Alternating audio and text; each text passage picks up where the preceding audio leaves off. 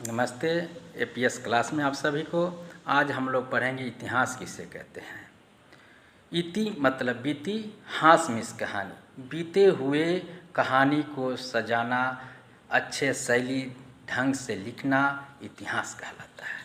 जो तारीख, दिनांक, समय और कालखंड के हिसाब से लिखा गया हो उसे इतिहास कहते हैं।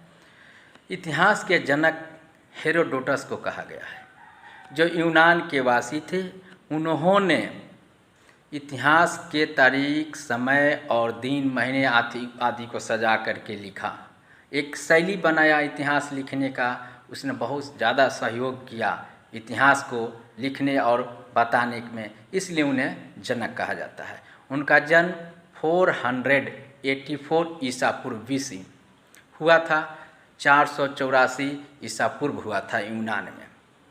उनका लिखा हुआ किताब था द हिस्ट्रीज में उन्होंने बहुत सारे इवेंट, घटनाओं को सजाए, रखे और लिखे। उसको द हिस्ट्रीज कहा गया और इसी नाम से उनका एक इतिहास बनाने का शैली ढंग प्रचलित हुआ।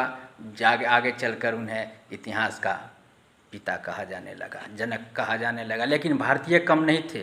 क्या भारत के पास वेद नहीं था, पुराण नहीं था, उपनिषद नहीं था? क्या नहीं था?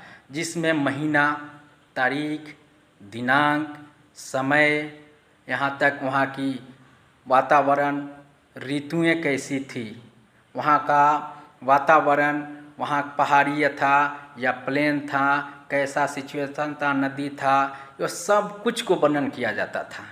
उतना प्रूफ के साथ हमारा इतिहास लिखा जाता था। इतिहास लिखने का क्या है साधन? प्रूफ, प्रमाण होना चाहिए।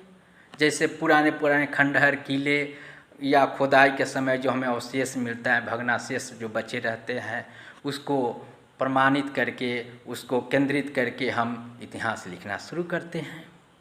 वो हमारे बहुत पहले से भारत में होता आ रहा है, लेकिन हमारी मानसिकता ही ऐसी थी कि मानसिकता भी हमारी गुलामी जैसा होती चली गई।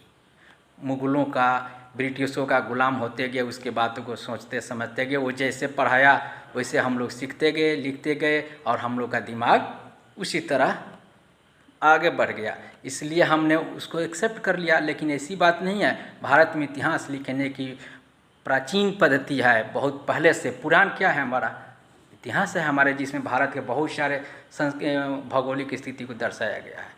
धन्यवाद। फिर हम आगे मिलेंगे और अगले चैप्टर के अगले अध्याय के लेकर।